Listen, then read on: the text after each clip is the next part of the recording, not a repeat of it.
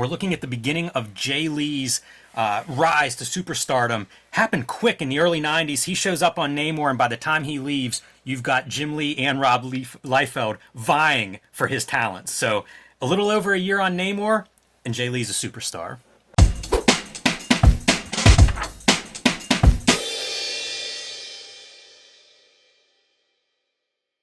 Hello and welcome to your favorite comic book channel, Cartoonist Kayfabe. My name is Jim Rugg.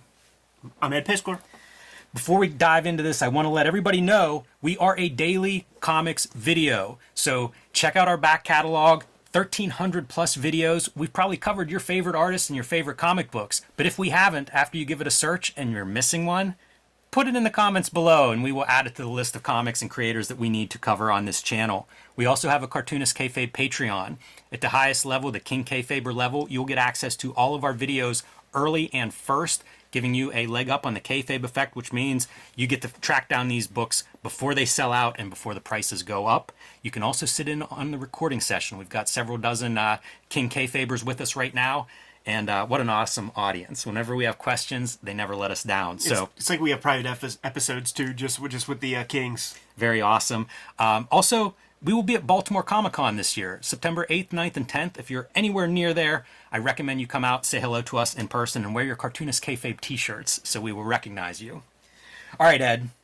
I've been wanting to do this for a while. I was reading comics off the newsstand at this time, even though these were bought after the fact. You can see they're direct market issues. But Jay Lee was a guy who did a Beast serial in Marvel Comics Presents right before this. And I knew it because I was buying the Barry Windsor Smith Weapon X issues, and he appears in the backup. And I remember seeing it and being like, this is really interesting art. He had these elongated figures.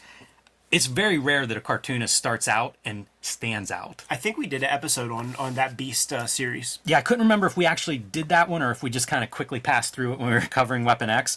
But a standout guy. So whenever he shows up, when I see that he's going to be in Namor, I mean, that's a pretty striking cover. This is not what comics in the Marvel style looked like in the early 90s, but it was totally up my alley. And certainly not Submariner. That's true. Who is kind of, the Marvel Aquaman, even though he was created earlier. We know this. You don't have to put something in the comments. But it was a saccharine character, boring.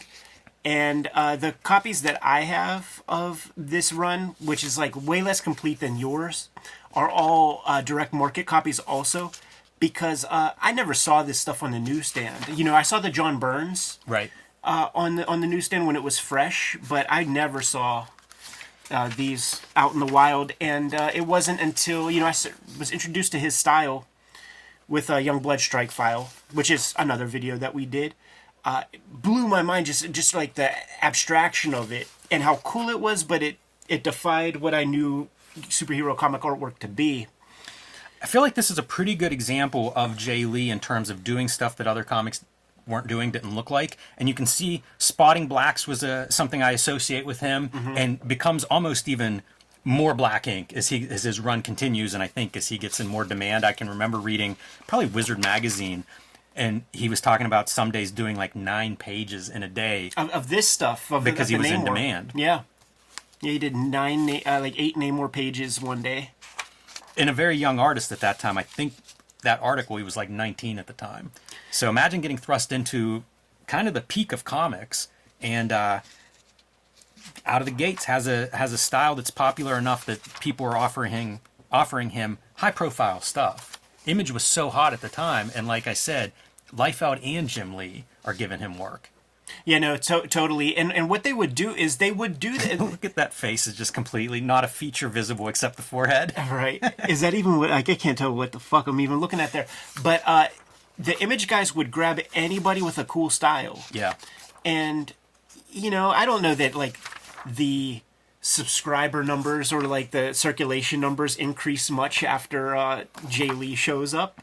He does that Spider-Man, I think that like he gets more props for that, which is another video that we did, the Jay Lee Spider-Man. Which features a guest star of Iron Fist. One of the cool things of this time period is John Byrne was doing Namor and brings Iron Fist back, who had been dead for, I don't know when he dies, at the end of Power Man and Iron Fist, I guess. So it was like 6 years before this, something like that. He was dead a long time, especially in Marvel Comics kind of years. I show this image off because it's very similar to an image that is in that Spider-Man Iron Fist crossover that Jay Lee draws probably a year or so after this. Yeah, so Jay's still not inking himself, and you could tell when you look at issue 28 for sure. I think that he's starting to on these covers, and I'm not sure about this one, but I'm pretty sure like this is him. So you would see artists do this, where they start to ink themselves, and you start on the covers. You got to prove yourself. Yeah. You got to. The editor has to accept you, and I'm seeing in the comments here in the chat room with the Brain Trust, they say with issue 31 he's going to start inking himself on the interior. Sadly, I don't have that one, but here is possibly the last one that he pencils, and Jeff Albrecht is the inker here. And I focus on this for a minute because the next issue I show, he is inking himself, and it does take his style kind of to the next level. Yeah, there's a lot of sameness. Like there's a lot of safe bets with this level of inking, and the inker may be tasked with that. You know, the editor might say like, "Hey, man, like tighten this up, like make it look like everything else." Another example of we're doing a lot of work. I think that this could be the 8-page sequence. Yeah, you know, you can get away with this sort of, but I think it's tough to pull off, but it points to kind of like what comics were at this time. Like the deadline was so important, and you wanted to have your monthly run, which meant you had to work fast. Like sometimes you weren't getting the script with 4 weeks to go to draw it. So it was either get a fill-in artist or figure out a way to draw fast enough to keep getting those pages in, you know, on a monthly schedule. Some really strange stuff though. Like I don't know what these marks are representing. And you need Jay Lee to get it to make sense. What I think it is like moving into focus and then stopping. Yeah, whatever it is though, like I like this kind of stuff. So there it is with Jay Lee being inked by others. Let's take a look of Jay Lee being inked by himself, and I think this is a Bisley. It feels like this is Judge Dredd punching somebody in the face from like Batman Judge Dredd. This episode is brought to you by the Cartoonist Kayfabe Patreon. We put out videos every single day and have more than 1,000 of them, so make sure that you search through our channel and see if we talked about the comics and the magazines that you like. But the Cartoonist Kayfabe Patreon is there for our biggest supporters, and it mitigates the kayfabe effect, which gives the major supporters early access to our videos so that they can make smart buying decisions before the videos hit Gen Pop. Ultimately, the vids are brought to you by the books that we make, and the Hip Hop Family Tree Omnibus is coming to you this holiday season. 504 pages of material with 150 pages that haven't been published in those first 4 volumes of Hip Hop Family Tree. There's going to be the X-Men Grand Design Trilogy trade paperback coming to you from Marvel. That's going to include the out-of-print Treasury editions of X-Men Grand Design that are out there. Red Room Crypto Killers is my latest comic that is coming out. The 4th issue is coming out within a couple of weeks as of this recording. The 3rd issue is important for you to have because I'm serializing a daily strip, and the first appearance of those characters is this backup feature in issue 3. Jimmy has Street Angel Deadliest Girl Alive out in the wild right now. It's received a reprint, but that doesn't mean that there's infinite copies, so make sure you get your hands on that ASAP. Another book that is out of print, but Jimmy promises to put it back in print, is True Crime Funnies. Plain Janes is a comic that he drew that is considered to be the first young adult graphic novel. Hulk Grand Design is out there right now. It is sold out at the distribution level, which means if your store doesn't have it, they might not be able to get it. So you might have to go to Amazon if you want a copy. And why would you not want a copy of this thing? And forthcoming is Street Angel Princess of Poverty, which is the companion piece to Street Angel Deadliest Girl Alive. It should be out in time for the holidays. Now that we are done paying the bills, let's get back to the video. He's got the flickety-flick brush going. Oh, yeah. You're going to have your toothbrushes out, but he also has these super fine lines. Yeah. Super fine lines. Yeah, probably using rapidographs.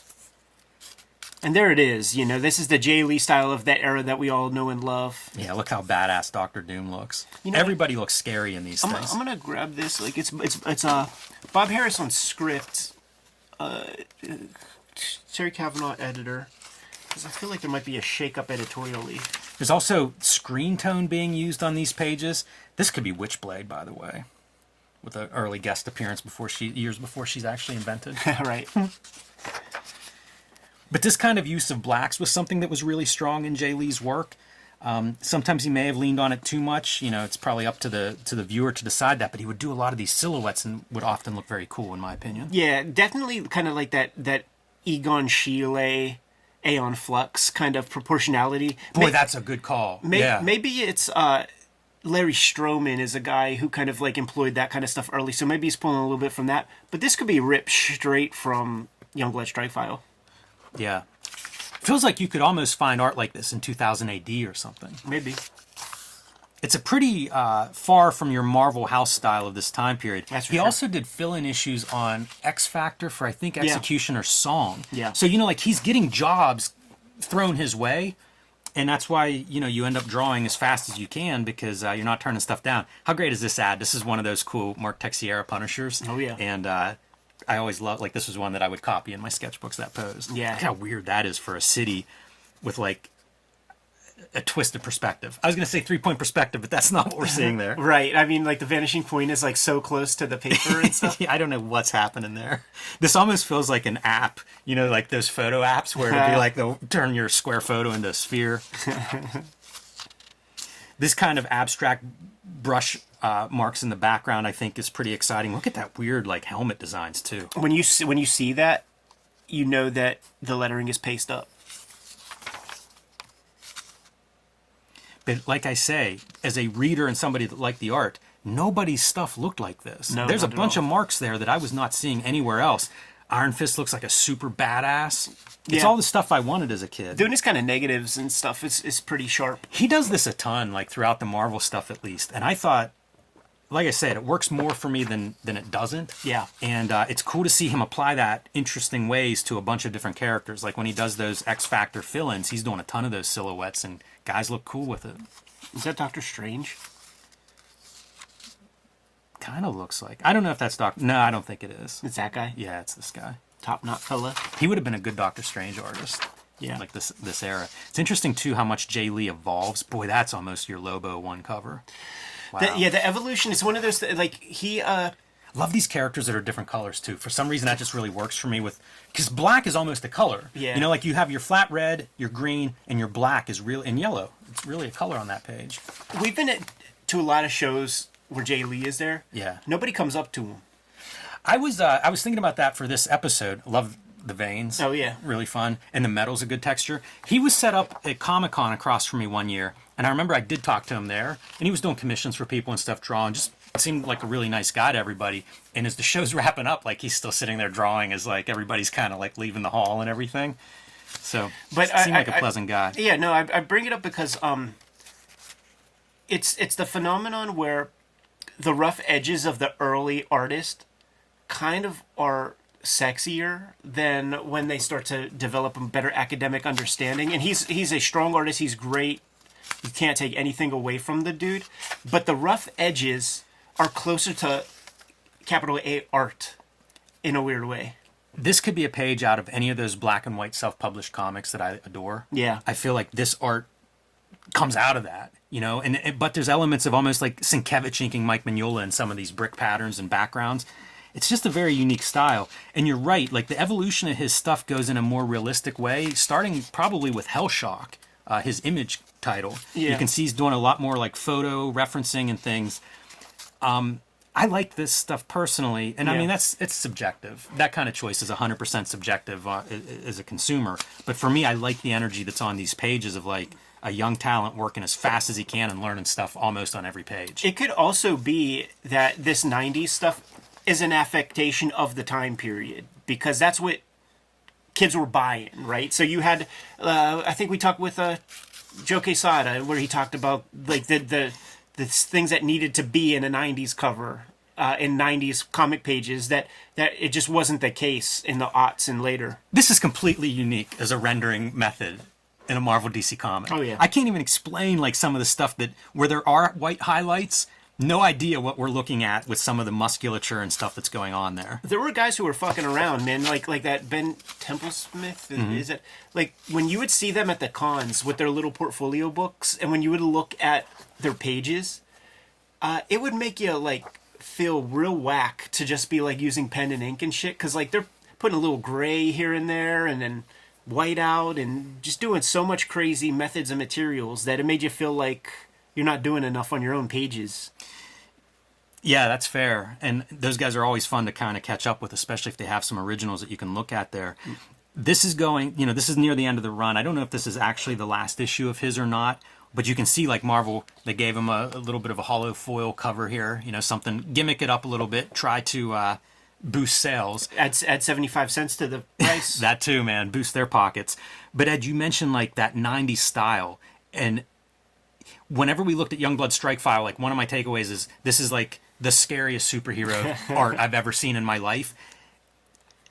People were responding to that. Yeah. Like that was something that I'm sure he was getting positive reinforcement from editors and probably definitely from like fan mail and the comics, whatever comic press was around at the time. I'm trying to think like early 90s. I don't know that people would have been writing about this stuff online, but I do think you could see the groundswell of like almost looking at what's popular and then being like, all right, you guys want violent superheroes? Let me show you violent superheroes. Just spikes. Everything looked painful. Skulls and the reflection of the metal on his armband. Yeah. It ain't about function. Don't even overthink it. Just draw cool shit. Even if the guy wearing that needs tetanus boosters every day. I mean, come on. This is my favorite image whenever I'm 14 and looking at this. I always drew dudes. Like, I would just make these, like, abstract, curvy, sharp weapons like that. This is wild. It reminds me a little bit of Cybernary, some of the images specifically on this page. But being able to do silhouettes like this of a guy swinging that axe around, that's not nearly as easy as Jay Lee's making it look. And look at this. Bunch of different inkers filling in on this issue. So this may be the end. We could have played the inker game on this trying to figure out who's doing what. Right. But at this point, fill in issues on X books, fill in issues on Spider-Man books. Use a bottleneck will occur. Liefeld and Lee coming at him. Probably those guys offering him his own book at Image. Imagine being 19 or 20 and that's what your status is in this business that you've been drawing comics for a year. Right.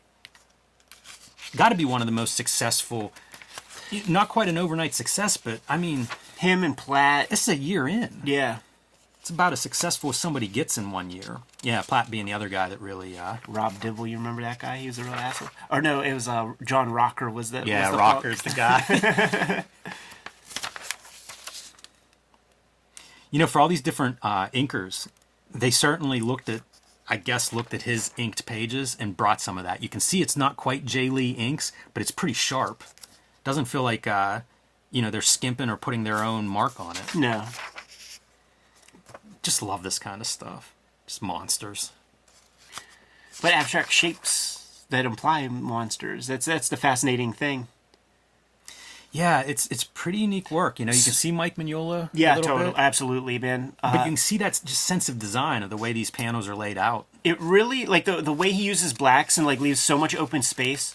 It really lent well to that Steve Oliff computer color. Yeah, it's one of the standouts when he gets to me whenever he goes and does the Youngblood Strike File. Yeah, because the colorists have a lot of canvas of their own to play with there. Yeah, I remember us talking about it in the video or maybe with Rob Liefeld, but this is newsprint. And this is the same time that Image is printing with digital color on coated paper. Yeah. And it was just such a night and day thing. Yeah. If you're a guy who's an interesting artist, just the reproduction would make you want to go over there. This felt like it was years behind in terms of the production. Even though I think it looks pretty good here, you're still printing with a limited palette on paper that just drinks the ink. As a consumer, this felt like old fashioned comics, like with this kind of color and all that stuff. Like instantly, I jumped on board the white glossy stock. Yeah. Didn't stay there. Right. So this is early Jay Lee and just an artist that captured my imagination then, and I still like looking at this stuff. Absolutely, man. This was a video that was a long time coming. We have several Jay Lee vids out there for sure. I'm pretty sure we have the Beast story. We have Youngblood Strike File. We have the Spider-Man trilogy that he did with Terry Kavanagh, who is the editor of this set of issues. Yeah, it makes sense. If he's turning the work in on time and it's getting a good reaction, that editor's like, "Hey, man, you want to do some more? Yeah, Want to do a Spider-Man? Heck with Namor, the D team. Right. Let's get you on an A-lister." Haven't yet done Wildcats trilogy, but maybe that'll show up sooner than later. You good to go, Jimmy? The only other thing I would add is just the career that he's had. You know, like when Quesada takes over and gets Stephen King to let him adapt Gunslinger, Jay Lee gets the call. Yeah. And has done a lot of high-profile books like that for Marvel, DC, and other publishers. Did a G.I. Joe Transformers series. So it's an interesting resume. A lot of good-looking books on the Jay Lee signatures on. That's for sure. Kayfabers, we have daily video content, man. So make sure you subscribe to the channel and go through the little drop-down. Let us notify you whenever the new stuff is out there. More than 1,000 videos in our library right now. And we may have talked about your favorite comics, so give it a little search throughout the channel, man. There's like a little hourglass or a little magnifying glass where you could search and see, pop in your favorite title, see if we talked about it, and if not, put a comment in the video, and we will add your book to our list. The King Kayfabers on our Patreon get to mitigate the kayfabe effect by getting all of our videos before anybody else, and they are watching us in this live stream recording session that is private to the Patreon. I've got 40 people in there right this minute, and they have access to everything we talk about before anybody else. So, like, a couple issues of this Jay Lee stuff show up on eBay. They're getting the cheaper copies. We're going to be at Baltimore Comic-Con, September 8th, 9th, 10th. It's going to be our last public appearance in 2023. So if you're in that general area, make sure you come by, man. Put on your kayfabe shirts and say hi. But the videos are ultimately brought to you by the books that we make. So, Jimmy, please let the people know what's going on with you. All right, my next release will be out in November, Street Angel, Princess of Poverty. This collects all of the Street Angel comics that are not in Street Angel, Deadliest Girl Alive. You can pick this one up now. Image just reissued the Deadliest Girl Alive, 8 complete full-color superhero stories featuring the homeless ninja on a skateboard. True Crime Funnies is my self-published comic book. There are 3 nonfiction stories in this issue. You can get this on my website, jimrugg.com. You can read it on patreon.com/jimrugg, along with other out-of-print zines and mini comics. The Plain Janes, one of the first young adult graphic novels, perfect for that young adult reader in your life. This is a gift book, everybody that's our age watching these videos. So pick that one up for the young adult reader in your life. And finally, Hulk Grand Design. The Treasury Size Collection. I love how this book turned out. Marvel did a great job on the production.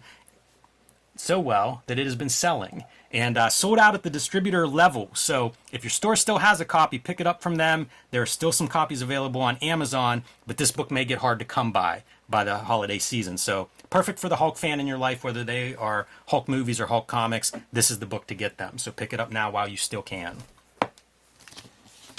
The Hip Hop Family Tree Omnibus is coming to you in time for the holidays. It collects all 4 volumes of Hip Hop Family Tree that I have out there in the wild. There are 150 pages plus of additional materials that are not in those first 4 volumes. So make sure you get your hands on that. This could also be a gift book for the rap music fan in your life. Very, very comprehensive book covering from like mid-70s to 1985 up to this point. 10-year anniversary of Hip Hop Family Tree, 50th anniversary of hip hop as a culture. So scoop this thing up, man. We did this up right. It's the best book I've made to date. Another holiday book is going to be the X-Men Grand Design Trilogy. This is the Treasury edition that originally came out, but we're doing a trade paperback that collects all 3 of my X-Men Grand Design books into one package. Some of those are out of print, so this is your opportunity to get it all in one handy-dandy collection. The stuff I'm working on now is called Red Room, and there are 2 trade paperbacks of Red Room out there, but this latest miniseries is called Crypto Killers, and this 3rd issue is something you need to get your hands on sooner than later, because the backup feature contains what's called the Latchkey Kids here, but it's my daily strip is going to be called Switchblade Shorties, and these are basically the characters that are going to be there. So this is like the proto version of my daily strip when I was ironing out some kinks and things. Make sure you get your hands on that. These are not the only ways to support the Cartoonist Kayfabe channel, however. Jimmy, I'm going to allow you to enlighten the Kayfabers on that. Yeah, you can subscribe to the Cartoonist Kayfabe newsletter at the links below this video. You can also find Cartoonist Kayfabe t-shirts, merchandise, hats, fanny packs, mugs, stickers, and more at our spread shop. That link is also under this video. All great ways to support the channel and keep the lights on at the Kayfabe compound. Give them those marching orders, Jimmy, and we'll be on our way. Read more comics.